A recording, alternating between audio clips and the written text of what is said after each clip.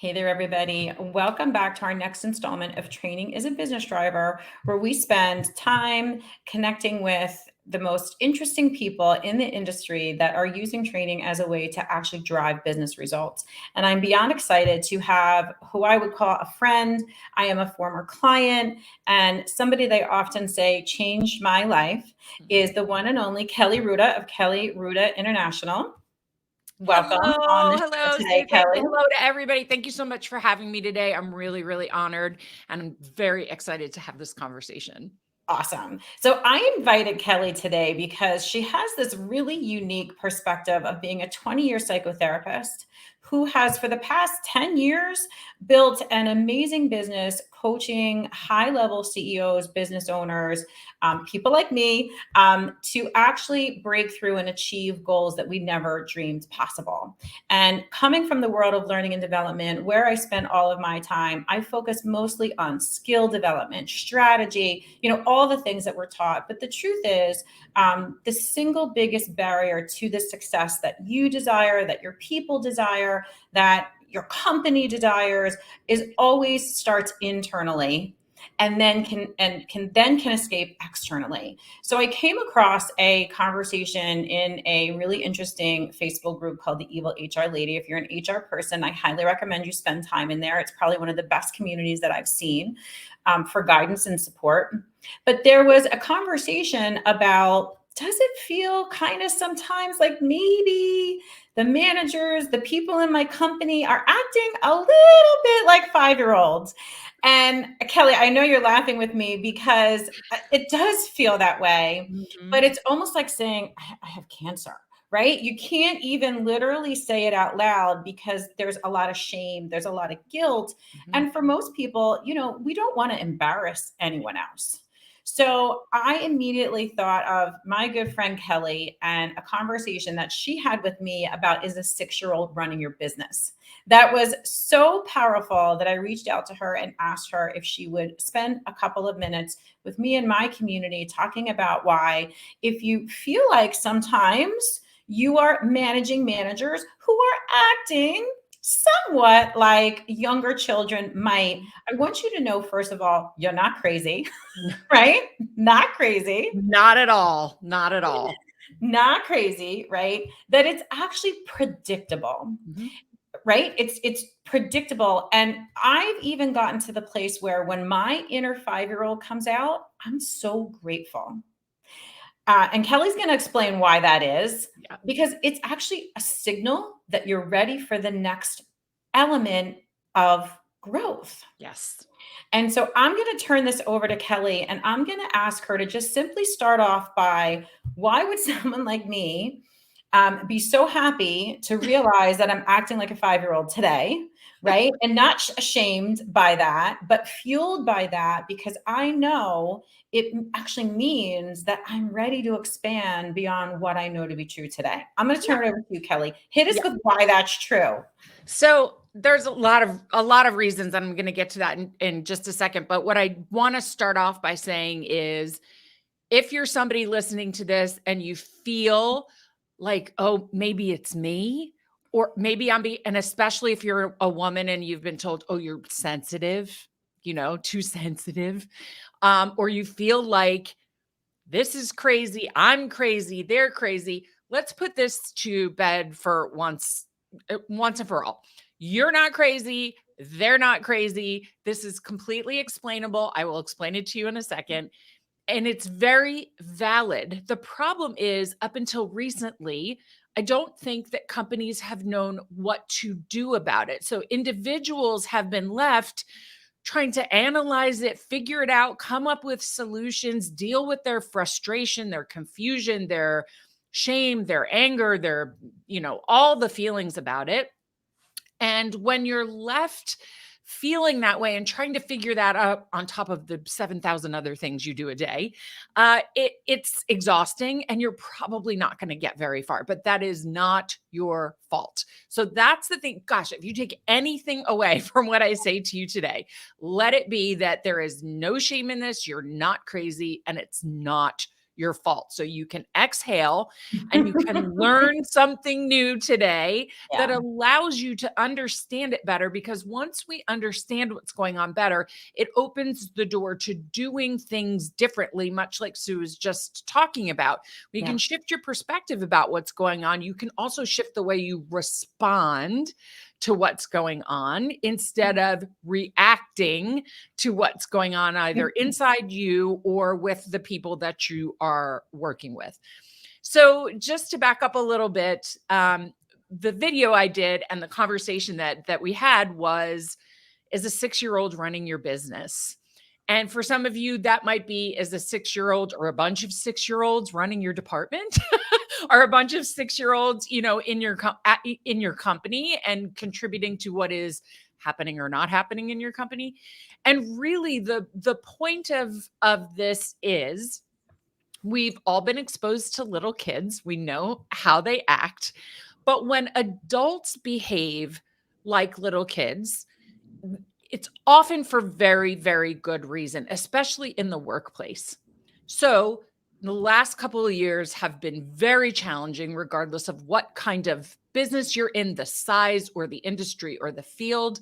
It's been challenging for all of us on a lot of levels. And the way I have looked at this is that it's an invitation for us as business owners, as company owners, for CEOs, for leaders within companies.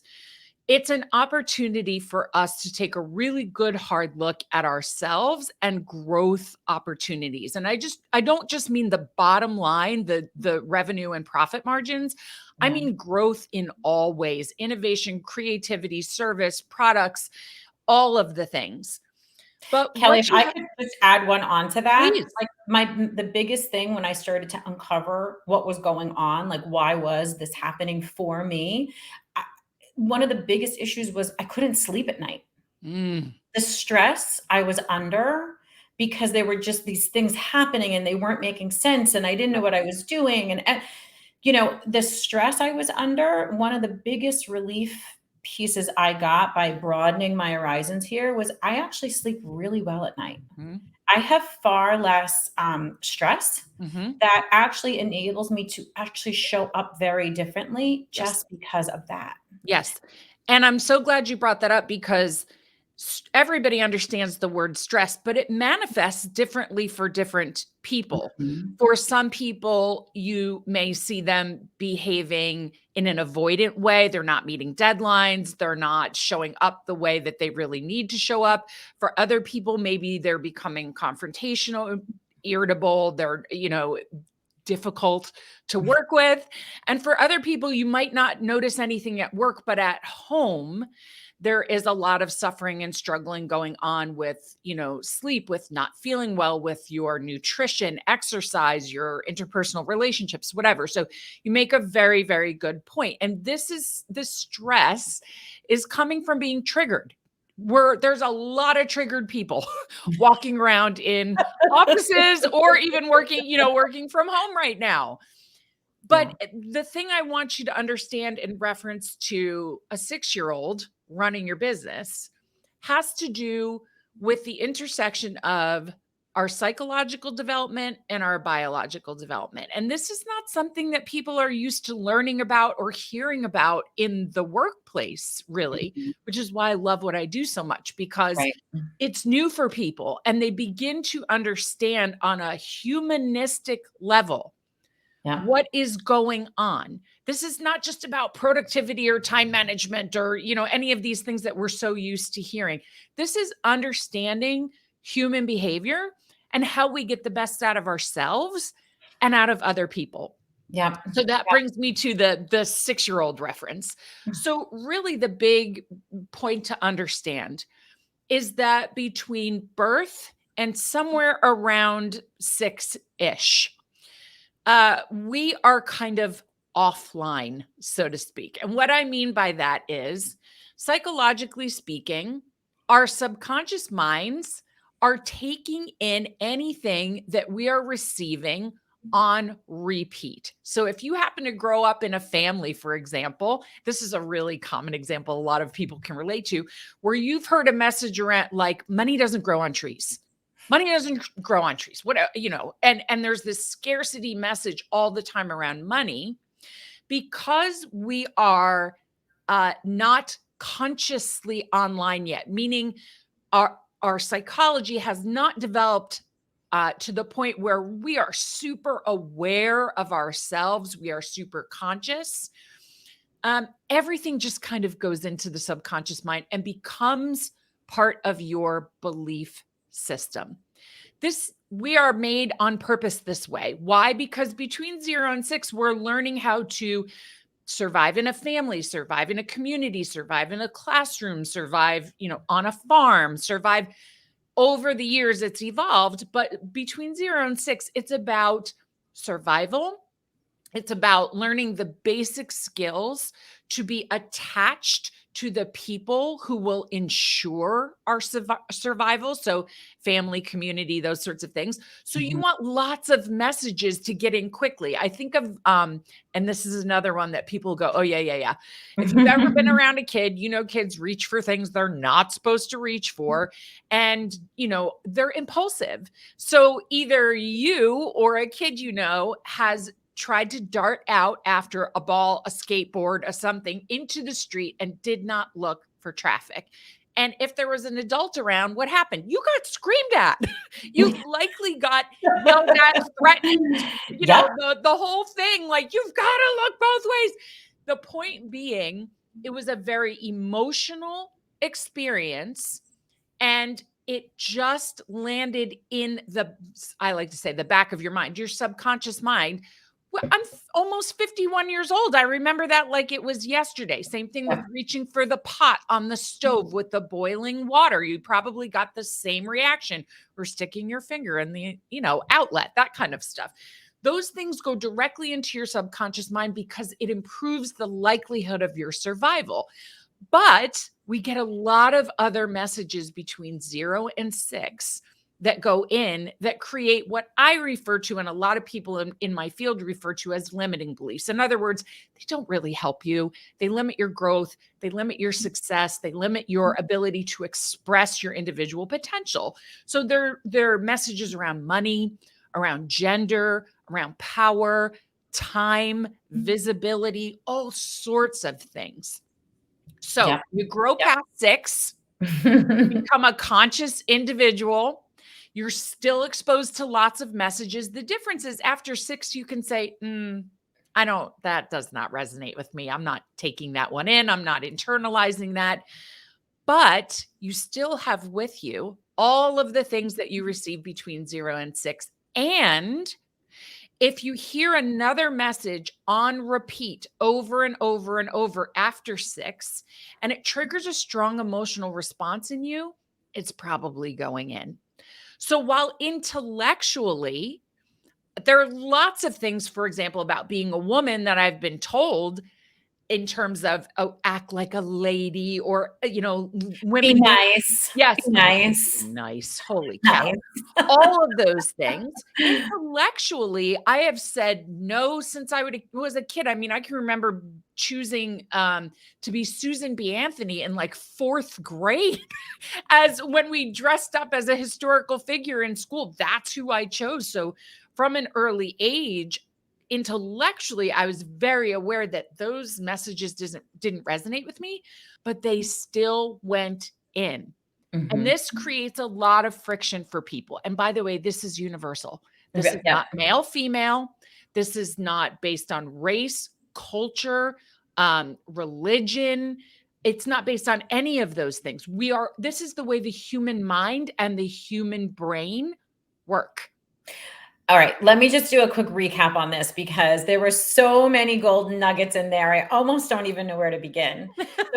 So let me just make sure I have this right. Okay. So really, the way we're operating today was truly formed from that age of 0 to 6. Yes. And quite frankly, for most of us, if you've never explored any of those messages or any of those systems, we're simply operating as programmed.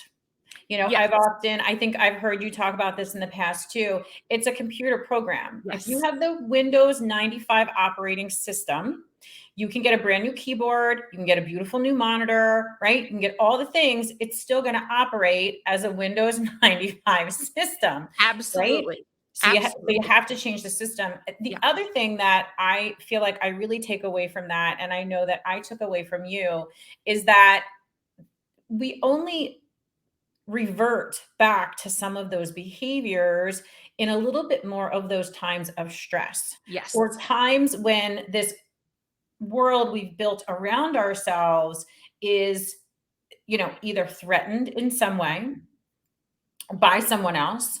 But even just in our everyday life as adults and in the workspace, anytime you're asked to rise up to a challenge that's without this comfort zone, we Mhm. are bumping up against what you refer to as the upper limit. Yes. Did I capture that in a You layman's terms? absolutely captured that. And I think, so just a couple of points of nuance. An upper Mhm. limit is a term that came from Gay Hendricks. If you've not read The Big Leap, I highly Oh recommend my the book. gosh, the number one book everyone should be It's reading. it's outstanding. Mhm. Everyone has them. We often have similar ones, but everyone has them, and they become most obvious, whether it's in the workplace or in your personal life, during times of stretch. Stretch. So we might Mhm. say these are stressful times, but really what they are is they're times of stretch. And sometimes they're times of stretch that we're intentionally reaching for. Say we're setting new goals and we're striving for them. Other times in life and in business, they're kind of thrust upon us. Like the Whether it's pandemic. yeah, Like the exactly. pandemic, yes. Like a pandemic, like geopolitical things going on, like Mhm. even things inside of companies where someone above you is saying to you, from now on, we're doing it this way, or we're headed in this direction, and you need to adapt. That's a time when you are being told to stretch rather than initiating the stretch. Regardless, you're going to bump up against your default mode. And we all have them. Yeah. And again, oftentimes around money. So you'll hear messages in your own head, which is what makes it feel like you're crazy, but you're not crazy. Around, who am I to do this? This is crazy. I can't. I shouldn't. It's not possible. It's not safe. It's not okay. All of these things, those are upper limit problems. And Mhm. we learned them very early on. And I think the reason so many of us, before we understand this, feel like we're a little crazy is because this is not an intellect problem. And all of us have been sold such a bag of goods about intellect. Let me tell you, intellect's fabulous. Thank goodness for incredibly intelligent people. But if all it took was intelligence to solve business problems, we wouldn't have business problems. Like that does not solve everything. So the Yeah. reason you feel crazy is because your intellect is telling you one thing, but your subconscious mind has programs that bump right up against that and are Mhm. often in direct opposition to what your rational mind is thinking. Yeah. And to reiterate how that shows up in business all the time, it's one of the biggest reasons most training programs really aren't that successful is because we're teaching skill, Yes. knowledge, right? We're teaching all the intellectual things, but the reason we're not taking that action on that new skill is because we're afraid, because we don't think it's for us, because we believe it's not possible. There's all kinds of things that we bump up against internally, and it's really, I think, contributed to this. I must be crazy, because what I hear managers say all the time, but I sent them to training. Why Right. isn't it any different? I sent them to training. I told them what to do, right? I laid out every step. Like, Right. I work with managers, I know you do, CEOs, in training, and they're like screaming at me. They're like, why won't they just do what I tell them? This is the path. And Mhm. whenever you hear yourself saying something like that, you now know it's not because they don't know what to do. Mhm. There are just things in their way that Yes. they probably can't even verbalize. Yes, yes, and that's such a good point, Yep. and up until recently, this wasn't even discussed in the workplace. So again, I use Barely the word, discussed now. yeah, and I use the word humanistic because I know the way that the business world is going to improve, innovate, and expand is going to be based on their willingness, companies' willingness to Willingness. invest not just in skill acquisition and talent acquisition and knowledge acquisition, but it's going to be investing in things like people understanding that EQ is as important, if not more important, than IQ. So yeah, that means learning to have command over the F word, feelings, that everybody goes, oh, feelings in the workplace. Oh my gosh. But see, the problem, I'm totally down with you. The willingness thing jumps right out at me because I actually created what I call the participant willingness cycle. It's literally a defined process of the steps somebody needs to go pass through in order to, what I say, get in the pool, right? So as a facilitator, my job is to get people into the pool, which means get them into a place where they're taking action Mhm. that will actually change and achieve whatever result your organization wants to achieve. The problem is, on the left side, right, is skill. So Mhm. if all somebody needs is a piece of information, right, they will jump right in the pool, they will get started, and they will achieve success. So Right. people will say to me all the time, but my program worked. I got this person to do it. The problem is a good 85% of your audience is sitting in one of two buckets. Yes, but, and I can't do that. Yes. And some of them Yes, but, vacillate and I between both can't do buckets. that. Some of them are on Monday are in one bucket, and on Thursday they're in another bucket. This Yes, happens all the time. yes, Yeah. And yep, so you make such an outstanding yep. and I think nuanced point because again, so many of the old sort of stale business discussions they're outdated because they're talking about people like we're widgets. People are very dynamic, Mhm. understanding the interface of the human brain, the human mind, and then human output, our behavior, is what's going to help companies advance. Mhm. Because again, if it was just skill and knowledge acquisition, people would either do it or not do it. And it would just be very, very clear cut. There would be no other, well, they learned it, but they didn't do it. Why? And this person's doing it, but that person's not doing it. I think people have to begin to understand that compartmentalizing personal growth and business growth no longer works. I'm not Mhm. saying you show up at the office and you share your deepest, darkest secrets and your traumas and you're crying at meetings and all that. I'm not saying that. Mhm. I'm saying in a very organized, professional way, we need to start including the development of your people on your team, your leadership team, include from the CEO down to anybody, a brand new person that, Mhm. it's their first week in the company. We all need to be investing in the growth of our people if we want to really invest in the growth of our companies. Yeah, That's I love just it. the bottom line. It's the bottom line. And there needs to be, and I don't think it really exists, right? I think, Kelly, you're one of the people working on this solution in my Mhm. company. We're working on this solution from a training perspective, because the question becomes, so in order to create successful training, in order to become a successful manager, you have to understand, you have to be able to identify. First of all, you have to have some compassion for people when they're bumping up against an upper limit, because that is an awful place to be. It is. That is a very humbling place to be. And the people that truly desire to be successful and are willing to go through that should be applauded I and agree. celebrated, I right? agree. And I feel like, that's not happening. So, first of all, even just developing compassion. I had a situation this morning. Somebody sent something to me that I know is coming from a wound and not from the healed space. Mhm. But because I understood that, I didn't fire back with both Mhm. barrels. I Mhm. didn't. And quite frankly, I don't ever have to do that again. Mhm. because I know what's happening, Mhm. right? So that, like, you might not know the solution, but you don't have to continue to be part of the problem. Correct. You can break the cycles. And when you're learning things that Kelly knows and that she teaches, you are automatically shifting the entire dynamic because you are no longer showing up as part of the problem.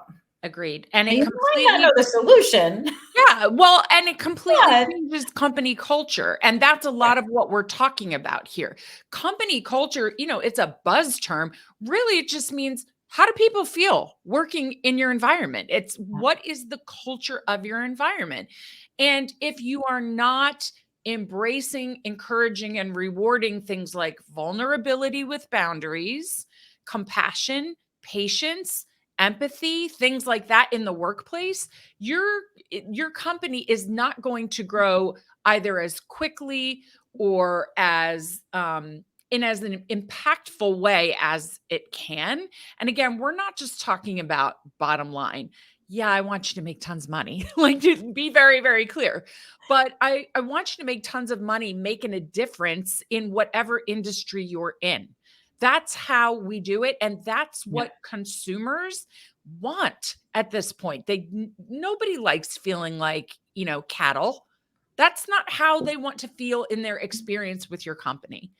And so this is an inside out job, Yeah. both with individuals, but within the corporate and company culture as well. And that's exactly what you're talking about. When you yourself shift from a person who feels like they have to be in control, which likely leads to you being reactive, to a person who's in command and leads to you being responsive, the ripple effect is Massive. huge. And Yes. then you're modeling it for other people in the company, Mhm. and they will see the really positive outcomes, and they're going to want to emulate that. They're going to want to be part of that. That's what we want. I love it. Well, listen, Kelly, I really can't thank you enough for jumping in and having this really necessary and important conversation because, I want to applaud everyone out there that is feeling these things, right? Recognizing that something's not quite right and being vulnerable and brave enough to raise your hand and speak in public forums and say, I don't know what's happening here, but it doesn't feel right to me. I Yes. want even more people trusting that intuition, that gut. Yes. I feel, we're often very disconnected from that. We often don't, believe, like we think we're crazy is the best word. I would have told you over and over and over again, I was the most awkward person in the room. But the truth was, I was just attuned to things that I didn't yet have words for, Mhm. that didn't yet make sense to me. And, the first phase of any journey is just expansion. Like Mhm. from a training perspective, it's three things. How do you disrupt current thought patterns and expand someone's awareness, which is the pure intention of today? If we got you leaned in and saying, I'm not even sure I know what these ladies are talking about, but it's something I want to know more of. Curiosity. Yes. Yes, then we have wholeheartedly achieved the mission that something like this can achieve, right? It's that expansion. You have to first disrupt what you know to be true and be exposed to things that change how you think, how you feel, how you act, how you Mhm. perceive. Once that happens, then you can open yourself up to more formalized experiences, trainings, workshops, Mhm. meetings, right? So that you can continue really building that knowledge base. And then it's really about how do we get you into action and stay connected to you Yes. while you are achieving that goal. Those are really the three things. So, Kelly, I want you to just wrap up for us today because my job is to really create the awareness. Yeah. I just want more people realizing that when a manager can't delegate, right? When they're gossiping like a mean girl, right? when when they're not meeting their deadlines and looking at you with a blank face, Mhm. it's not because they're stupid, No. not because they don't know better, right? It's not And even it's not because they don't wanna do better most times that's what I was gonna say. It's either. not even because they don't want to do better. They're just operating as programmed. Yes. That's right? that's Period. that is exactly what it is. If one shift you can begin to turn into an actual change in your perception, meaning like every day you're stopping and pausing with curiosity instead of judgment. That's the big thing. That's a When great you look takeaway. at your people with curiosity, I wonder what's really going on here instead of what is your problem? What is the problem? That's What's the wrong with difference, you? right? That's the difference. If you can begin to do that, what it does is it opens up the door, not just for creative solution, but for the thing that every human being yearns for, being seen and being connected with. That's what we all want as human beings. We don't all need to be best friends at work, but Right. we need to be, as humans, we have a deep psychological need to be seen, to know that we matter, and to connect to other human beings. And you cannot connect with the people you manage through judgment. You will repel people, you will shut them down, you will not invite them. Like if you raise the bar, but then you judge them, they're not going to rise to the occasion. They're going to fight with you to lower the bar. If you approach them with curiosity and compassion, they will be much more likely to open up about what's really going on, to troubleshoot solutions for what's going on. And the other thing is, and I will be totally honest with you about this one. This is not my number one strength. Look, I'm straight up about this. Patience is not my number one strength. Ask my kids, they'll tell you. I have patience with my clients, but not my kids. But so I get it if you're one of those people that's like, oh, that's a little difficult for me. But the truth is, I have difficulty extending it to my children because my parents didn't extend it to me. So the thing I want to leave you with is this: the way people are behaving is more about what's going on with them than it is about what's going on with you. Yes, there might be some friction between you. There are other factors, but understand most of what you see people putting out into the world and how they're putting it out, especially if it's reactive and triggered and all of that, is about what's going on with them. With And them. that's what we have to get to and find some common ground on. When you can do that, just about everything is solvable. Love it. Love it. So I'm taking away that if you're noticing people acting in a certain way, first of all, grace and compassion is always the way to go. It'll change your feeling, it'll change how you respond. And sometimes that's all we have control of. So if you want to make Absolutely. your life easier, lead with compassion. I Mhm. truly believe that. That just makes your life easier. It really Yes. does. Secondly, it's solvable and fixable. Yeah. It is. It's solvable and fixable. And I'm Yeah. actually proof. I'm proof because I, originally, came to Kelly with every single problem we were just talking about. Every single problem that we've just been talking about. And it's not like I'm cured, but like I function completely differently. So Well, Kelly, keep in mind, if I can just interject one quick yeah, thing, and this is for you and everybody else, none of you are broken. yes, yes, You're yes. not broken. So we get disconnected internally from things and externally from each other, but you're not broken. And Actually, so if we can just put that to rest as yes, well, like, oh, I'm yes. not Let's broken, let's just get rid I of just that got too. unplugged somewhere and I got to figure out how to plug it back in. I'm actually so happy that you brought that up because when in the beginning they were like, "Well, you're disconnected." I'm like, "I don't even know what that means." Yep. Yep. I don't even know what it means. I I know. would have just told you I was broken Yep. and that I needed to Yep. be pieced back together. And you're right. That wasn't true at all. I just needed to get aligned with what, the programming, with what I wanted and what I was able to do at that point in time. So Mhm. I'm actually really happy that you brought that up. I think that's really, really solid.